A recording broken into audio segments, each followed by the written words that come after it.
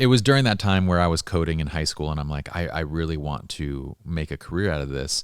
And then I actually kind of got the chance to get my hands on some of the code. So some of the developers that were there, they kind of started taking me under their wing, and they'd start showing me, okay, this is like our debug machine. This is what we're going to do next. And then I saw that this mother effing game had 1,000,000 lines of GD code to it. And I'm like, Mhm.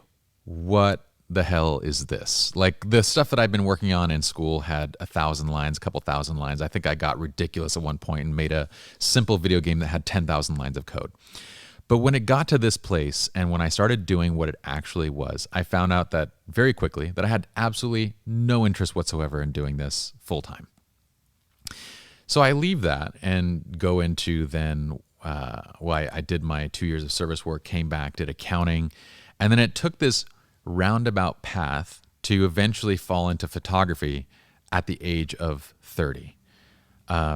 So at that point, I think, like a lot of people, you have debts and responsibilities and all these different things where you don't have necessarily the luxury of, like, you don't have the war chest. You don't have the ability to just throw things at the wall. And so you're stuck with this. I'm either going to do licensing work to build up the war chest, or I'm going to go and, do some sort of photography work to kind of like to get things moving. And then when I have the ability again to kind of throw things at the wall, I'm going to do it.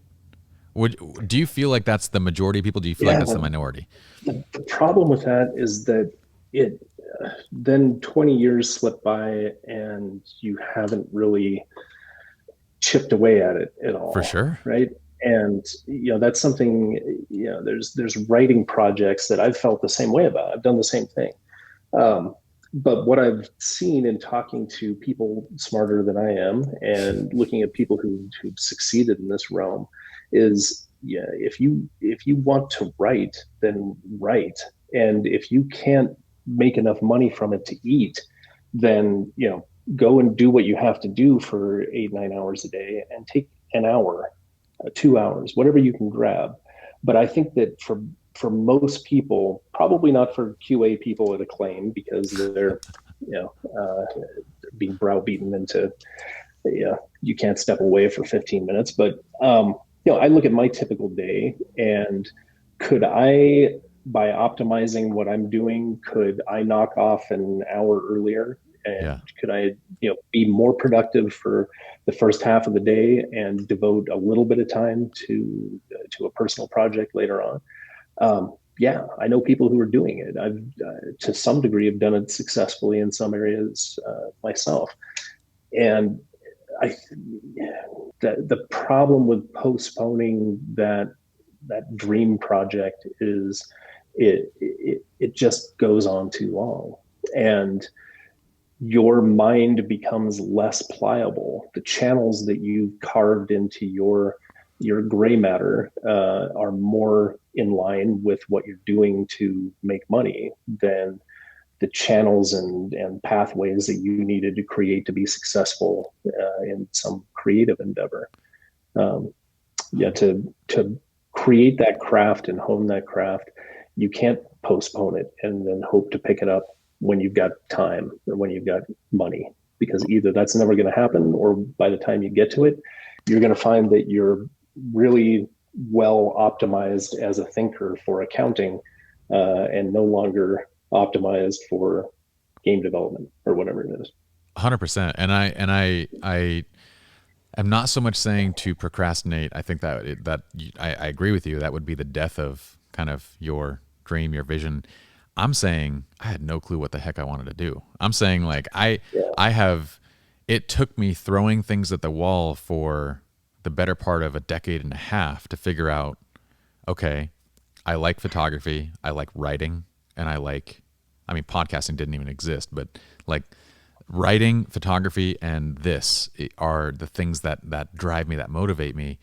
And by the time that I had discovered that, I was 30 years old and then had the responsibilities. And I feel like that's a lot of people. We kind of get into this, like, you get into this kind of groove of like going where you're sort of told, this is what you should be doing. This is what leads to success. This is what does this. And then ending up learning later on that this is not really what I want to be doing. I mean, you, for example, were at the school teaching classics, but that had nothing to do with where you ended up or where you wanted to be. And that's kind of where I'm driving at, is how did you get to Yeah. that? Well, I would step back for just a moment to something that you said there, and point out that you did find that stuff, right? It wasn't what you started out doing, but within what you were doing, you started carving out a little bit of time here and there to experiment with different things. And Correct. by taking things apart that interested you and looking under the hood of things that interested you, you found, wow, there's some areas here that I feel some aptitude for, that I feel some passion for, and I can start to double down on those. And that's more what I'm saying Sure. is that Once you find that those things.